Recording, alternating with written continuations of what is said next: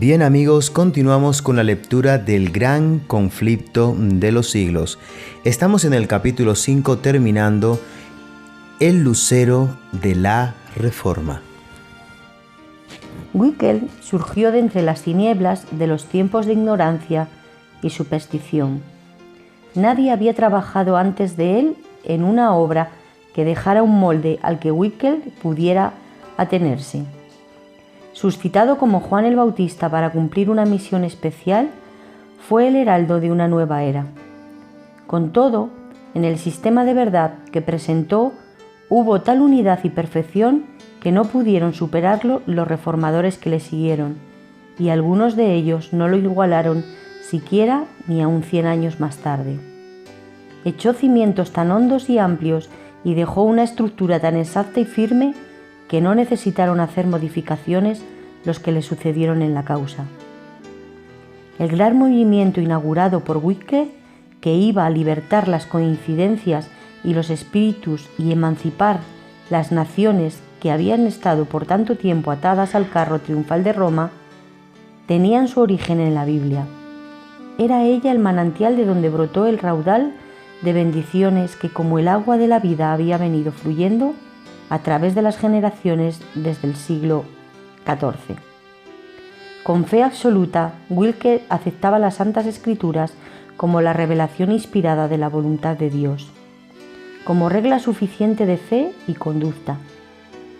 Se le había enseñado a considerar la Iglesia de Roma como la autoridad divina e infalible y aceptar con reverencia implícita las enseñanzas y costumbres establecidas desde hacía 1000 años. Pero de todo esto se apartó para dar oídos a la santa palabra de Dios.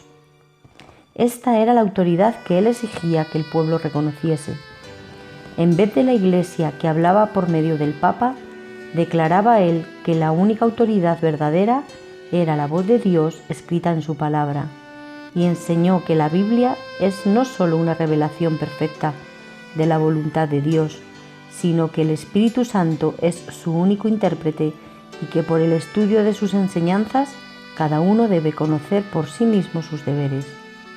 Así logró que se fijaran los hombres en la palabra de Dios y dejaran a un lado al Papa y a la Iglesia de Roma. Wycliffe fue uno de los mayores reformadores. Por la amplitud de su inteligencia, la claridad de su pensamiento, su firmeza para sostener la verdad y su intrepidez para defenderla, fueron pocos los que le igualaron entre los que se levantaron tras él. Caracterizaban al primero de los reformadores su pureza de vida, su actividad incansable en el estudio y el trabajo, su integridad intachable, su infidelidad en el ministerio y sus nobles sentimientos, que eran los mismos que se notaron en Cristo Jesús. Y esto, no obstante la oscuridad intelectual y la corrupción moral de la época en que vivió. El carácter de Wycliffe es una prueba del poder educador y transformador de las Santas Escrituras.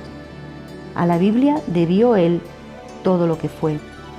El esfuerzo hecho para comprender las grandes verdades de la revelación imparte vigor a todas las facultades y las fortalece. Ensancha el entendimiento, aguza las percepciones y madura el juicio. El estudio de la Biblia ennoblecerá como ningún otro estudio el pensamiento, los sentimientos y las aspiraciones. Da constancia en los propósitos, paciencia, valor y perseverancia. Refina el carácter y santifica el alma. Un estudio serio y reverente de las Santas Escrituras, al poner la mente de quienes se dedicaran a él en contacto directo con la mente del Todopoderoso, daría al mundo hombres de intelecto mayor y más activo, como también de principios más nobles que los que puedan resultar de la más hábil enseñanza de la filosofía humana.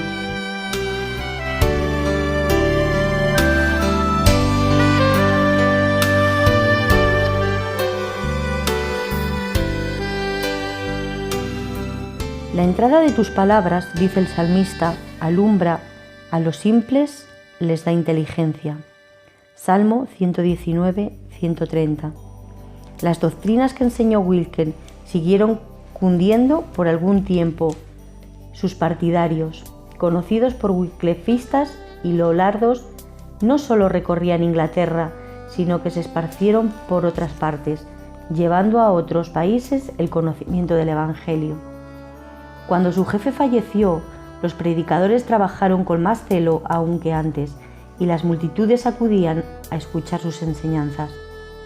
Algunos miembros de la nobleza y la misma esposa del rey contábanse en el número de los convertidos, y en muchos lugares se notaba en las costumbres del pueblo un cambio notable y se sacaron de las iglesias los símbolos idólatras del romanismo. Pero pronto la tempestad de la despiadada persecución se desató sobre aquellos que se atrevían a aceptar la Biblia como guía. Los monarcas ingleses, ansiosos de confirmar su poder con el apoyo de Roma, no vacilaron en sacrificar a los reformadores.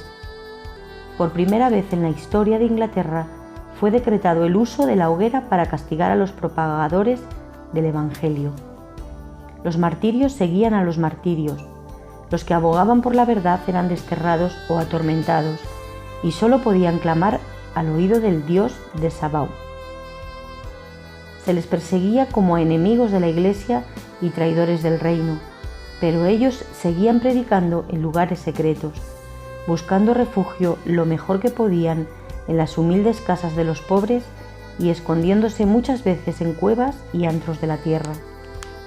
A pesar de la ira de los perseguidores, continuó serena, firme y paciente por muchos siglos la protesta que los siervos de Dios sostuvieron contra la perversión predominante de las enseñanzas religiosas. Los cristianos de aquellos tiempos primitivos no tenían más que un conocimiento parcial de la verdad, pero habían aprendido a amar la palabra de Dios y a obedecerla, y por ella sufrían con paciencia. Como los discípulos en los tiempos apostólicos, muchos sacrificaban sus propiedades terrenales por la causa de Cristo.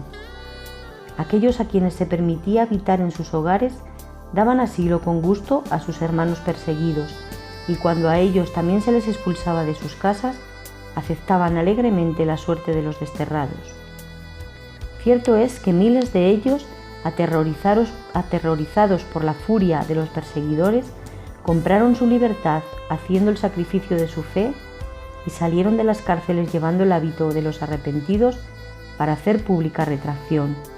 Pero no fue escaso el número, contándose entre ellos nobles y ricos, así como pobres y humildes, de los que sin miedo alguno daban testimonio de la verdad en los calabozos, en las torres lollardas, gozosos en medio de los tormentos y las llamas, por ser tenidos por dignos de participar de la comunión de sus padecimientos.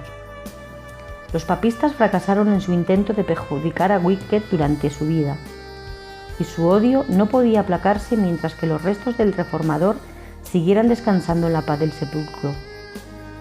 Por un decreto de concilio de Constanza, más de 40 años después de la muerte de Wycliffe, sus huesos fueron exhumados y quemados públicamente, y las cenizas arrojadas a un arroyo cercano.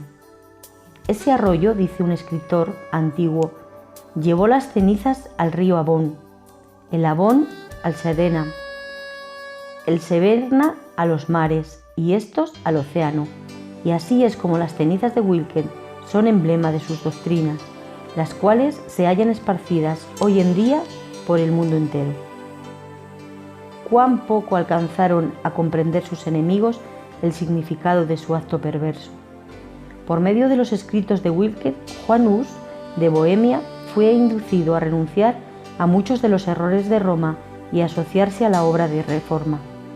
Y de este modo, en aquellos dos países tan distantes uno de otro, fue sembrada la semilla de la verdad. De Bohemia se extendió la obra hacia otros países. La mente de los hombres fue encauzada hacia la palabra de Dios, que por tan largo tiempo había sido relegada al olvido. La mano divina estaba así preparando el camino a la gran reforma.